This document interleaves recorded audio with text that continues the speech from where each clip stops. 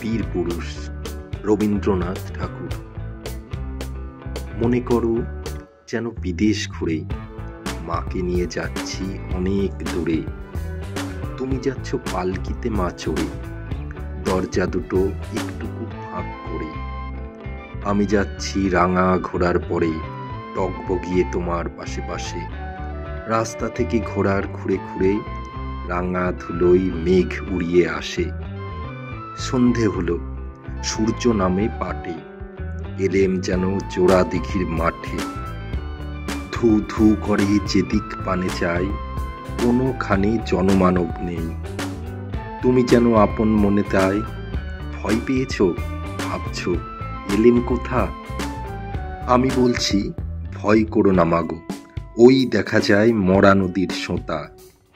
চোর কাটাতে মাঠ রয়েছে ঠেকে, মাঝখানেতে পথ গিয়েছে বেঁকে।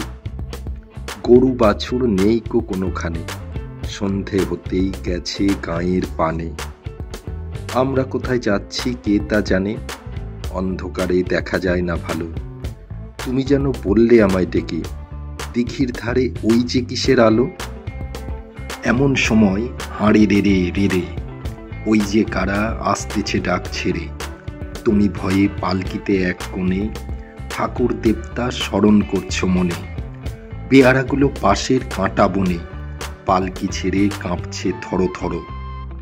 আমি যেন তোমায় বলছি ডেকে, আমি আছি, ভয় কেন মা করো।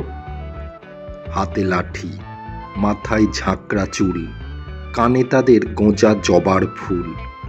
আমি বলি দাঁড়া খবরদার, এক পা কাছে আসিস যদি আর। এই যে দেখ আমার তলোয়ার, টুকরো করে দেব তোদের সেরে। শুনে তারা লম্ফ দিয়ে ওঠে, চেঁচিয়ে উঠল হাড়ে রে রে রে রে। তুমি বললে যাসনে খোকা ওরে, আমি বলি দেখো না চুপ করে। ছুটিয়ে ঘোড়া গেলেম তাদের মাঝে, ঢাল তলোয়ার ঝনঝনিয়ে বাজে।